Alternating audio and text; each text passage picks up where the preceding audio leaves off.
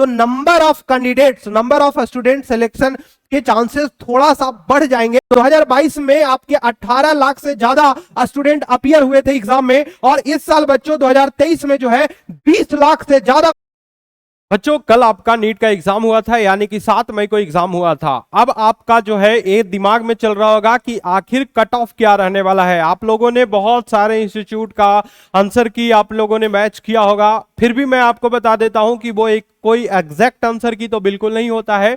आपको कुछ marks, 10 marks इधर उधर देखने को जरूर मिलेंगे, लेकिन आपको इतना आइडिया जरूर लग गया होगा कि आपका स्कोर क्या आने वाला है। अब मैं आपको बताने वाला हूं कि आखिर जो आपका स्कोर आने वाला है और इस साल का जो नीट का एग्जाम हुआ है तो उसकी कट ऑफ क्या रहने वाली है। तो बारी बारी से हम चीजों को समझते हैं, और अगर आप मेरे चैनल पे नए हैं बच्चों तो चैनल को जरूर सब्सक्राइब कीजिएगा, ताकि हमारा मोटिवेशन बिल्कुल हाई होता है और आपके लिए हम अच्छे अच्छे कंटेंट लेकर आते हैं। तो चलिए वीडियो में आगे बढ़ते हैं और मैं आपको बताता हूं कि आखिर वो कट ऑफ का कौन सा फैक्टर है जिसपे प्रॉपर कट ऑफ मैटर करता है। तो 3 फैक्टर है, वो 3 फैक्टर कौन कौन से हैं वो मैं आपको बताता हूं। तो सबसे पहले एक चीज समझते हैं हम लोग कि आखिर कट ऑफ किस पे डिपेंड करता है। तो 3 चीजों पे डिपेंड करता है। पहला, नंबर ऑफ कैंडिडेट्स पे आपका डिपेंड करता है। दूसरा, लेवल ऑफ पेपर पे आपका डिपेंड करता है। और तीसरा, नंबर ऑफ सीट्स पे आपका डिपेंड करता है। ठीक है, कि कितने सीट आपका है।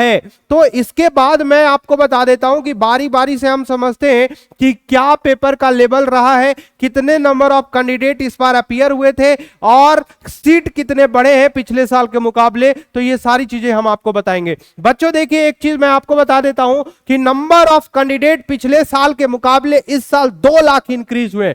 पिछले साल यानी कि अगर मैं बात करूं तो 2022 में आपके 18 लाख से ज्यादा स्टूडेंट अपीयर हुए थे एग्जाम में, और इस साल बच्चों 2023 में जो है 20 लाख से ज्यादा बच्चों ने नीट का एग्जाम दिया है। तो आपको एक चीज समझ जाइए कि अगर आपका कैंडिडेट इंक्रीज हुआ है, अगर नंबर ऑफ कैंडिडेट इंक्रीज हुआ है तो कट ऑफ भी आपका हाई होने वाला है बच्चों।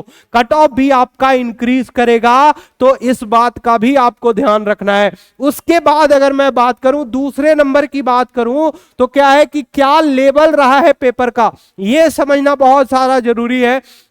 तो देखिए, अगर मैं बायोलॉजी की बात करूं तो बायोलॉजी बिल्कुल भी टफ नहीं था। पिछले साल के मुकाबले इस साल बायोलॉजी इजी रहा है, यानी कि मैं इसे मॉडरेट लेके चलता हूं कि बायोलॉजी का पेपर बिल्कुल मॉडरेट रहा है, ना ही बहुत ज्यादा इजी रहा है और ना ही बहुत ज्यादा हार्ड भी रहा है, यानी कि मॉडरेट पेपर रहा है बायोलॉजी का।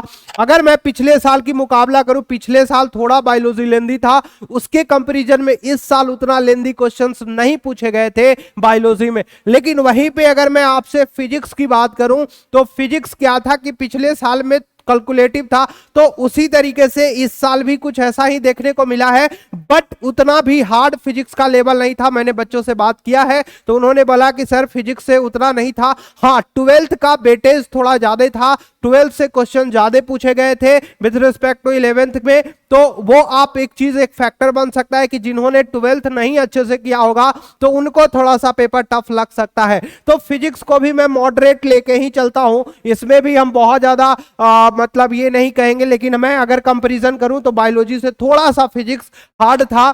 ठीक है, वहीं पे अगर मैं केमिस्ट्री की बात करूं तो केमिस्ट्री में फिजिकल केमिस्ट्री, ऑर्गेनिक केमिस्ट्री और इनऑर्गेनिक केमिस्ट्री, तीनों सब्जेक्ट में ये प्रॉपर, आप भी जानते हो कि केमिस्ट्री प्रॉपर एनसीईआरटी को फॉलो करता है। तो एनसीईआरटी को फॉलो करते हुए क्वेश्चन आपसे इस प्रकार से पूछे गए थे। यानी कि अगर मैं बात करूं तो मैं बच्चों से भी बात किया, उन्होंने बोला कि सर ऑर्गेनिक उतना हार्ड नहीं था, इजी था, फिजिकल थोड़ा सा था, इनऑर्गेनिक प्रॉपर एनसीईआरटी बेस पूछा गया था सवाल। तो मतलब ओवरऑल ये केमिस्ट्री का पेपर मेरे अनुसार से और बच्चों के अनुसार से पेपर इजी ही रहा है, टफ नहीं रहा है केमिस्ट्री। तो अब आप एक चीज देखिए कि जब आप कॉमनली देखेंगे तो मुझे ऐसा लगता है कि पेपर ना तो बहुत ज्यादा इजी था और ना ही बहुत ज्यादा हार्ड था, यानी कि पेपर मॉडरेट रहने वाला है। तो मैं आपको एक चीज बता दूं, इसमें इस बार जो कट ऑफ बनेगा उसमें लेवल ऑफ पेपर का जो फैक्टर होगा वो बहुत ज्यादा डोमिनेट बिल्कुल नहीं करेगा। ठीक है, अब तीसरी बात हम लोग करते हैं। तीसरी बात महत्वपूर्ण है बच्चों। तीसरी बात क्या महत्वपूर्ण है, तो एक तो सबसे पहले कि नंबर ऑफ सीट्स, पिछले साल जो नंबर ऑफ सीट्स थे यानी कि 2022 में वो 91,926 सीट थे। ठीक है, ये प्राइवेट कॉलेज प्लस आपका गवर्नमेंट कॉलेज को मिला के ये इतने सीट आपके पिछले साल थे। इस साल 2023 में नंबर ऑफ सीट्स इंक्रीज हुए हैं, 1,03,38 सीट्स आपका 2023 में है। तो बच्चों एक चीज तो समझ में आई है कि अगर आपका सीट नंबर ऑफ सीट्स आपका बढ़ा है, नंबर ऑफ सीट आपका बढ़ा है, तो यहां पे जो कट ऑफ होगा वो थोड़ा डिक्रीज करने के चांसेस हैं। अगर लेकिन सबसे इंपॉर्टेंट ये है कि कट ऑफ अगर इंक्रीज हुआ है तो इसमें क्या होगे कि सीट अगर इंक्रीज हुआ है तो number of candidates, number of student selection के चांसेस थोड़ा सा बढ़ जाएंगे। अगर मैं देखूं तो लगभग 10,000 के आसपास सीटें इंक्रीज करी है। ठीक है, तो वो 10,000 बच्चों को फायदा होने वाला है। तो थोड़ा सा कट ऑफ में यहां भी हो सकता है कि थोड़ा सा कट ऑफ डिक्रीज हो। बट अब मैं आता हूं फाइनल कैलकुलेशन पे कि आखिर क्या रहने वाला है, एग्जैक्ट कट ऑफ क्या रहने वाला है। देखिए बच्चों, एक चीज बहुत महत्वपूर्ण यह है कि हमारा जो कट ऑफ है वो पिछले साल क्या रहा था और मैं उसी के आसपास मैं आपको इस साल का भी कट ऑफ रहने वाला है ये मैं आपको बता दूं।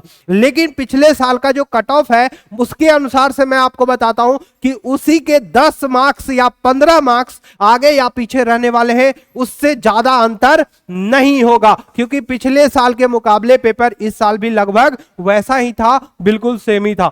अब बातों को समझते हैं कि आखिर क्या कट ऑफ रहने वाला है, एग्जैक्ट कट ऑफ क्या रहने वाला है 2023 में। ये बात आप कान खोल के सुन लीजिए, एकदम मैं सटीक बता रहा हूं। ठीक है, कुछ इसी के आसपास कट ऑफ रहने वाला है। अगर मैं जनरल कैटेगरी की बात करूं तो जनरल कैटेगरी में 610 प्लस यानी कि 610 प्लस स्कोर के आसपास आपका कट ऑफ रहने वाला है जनरल के लिए। वहीं पे ईडब्ल्यूएस 600 प्लस के आसपास और ओबीसी और ईडब्ल्यूएस 10 मार्क्स के आगे पीछे हो सकता है। अगर ये आपका 595 के आसपास होगा तो ये आपका 600 के आसपास होगा, यानी कि 5 से 10 मार्क्स के इधर उधर हो सकता है। इसमें बहुत ज्यादा डिफरेंस आपको देखने को नहीं मिलेगा। वहीं पे बच्चों अगर मैं एससी एसटी के बच्चों की बात किया जाए तो एससी एसटी के बच्चों में 480 प्लस के आसपास, यानी कि इतना ध्यान रखिए कि अगर आप 480 प्लस में है तो आप सेफ जोन में हैं, आप बिल्कुल सेफ जोन में हैं, सेफ स्कोर पे हैं। तो आपको अगर ये जो मैंने कट ऑफ बताया है, आपने अगर आंसर की मैच किया होगा और अगर इतना आपका स्कोर आ रहा है तो आप बिल्कुल सेफ जोन में हैं। और ये मेरा प्रेडिक्शन है पिछले साल के मुकाबले में, तो आप इस चीज को ध्यान से समझ लें। और अगर जिन बच्चों का लगता है कि मेरा इतने मार्क्स के इसके बीच में नहीं है तो वो अपना समय बिल्कुल बर्बाद ना करें और वो अपनी पढ़ाई को फिर से स्टार्ट कर दे। जितना अर्ली अगर पढ़ाई को स्टार्ट कर लेंगे उतना उनके लिए फायदेमंद होगा, उनको समय मिलेगा प्रॉपर प्रैक्टिस करने का, प्रॉपर रिवीजन करने का। तो बच्चों एमसीएम लेके आया है आपके लिए रैंकर्स कोर्स, जिसमें हम आपको, ठीक है, रैंकर्स कोर्स आपके लिए है, रैंकर्स नीट है। और ये जो आपका है वो बहुत ही मिनिमम चार्ज है। ये ऑनलाइन और ऑफलाइन दोनों मोड में है, ऑनलाइन मोड में भी है और ऑफलाइन मोड में भी है बच्चों। ठीक है, ऑफलाइन मोड में भी ये दोनों कोर्स अवेलेबल है। ठीक है ना। उसके बाद बच्चों मैं आपको बता दूं कि अगर आप ऑनलाइन मोड पढ़ना चाहते हैं तो आप डाउनलोड करेंगे एमसीएम पटना ऐप।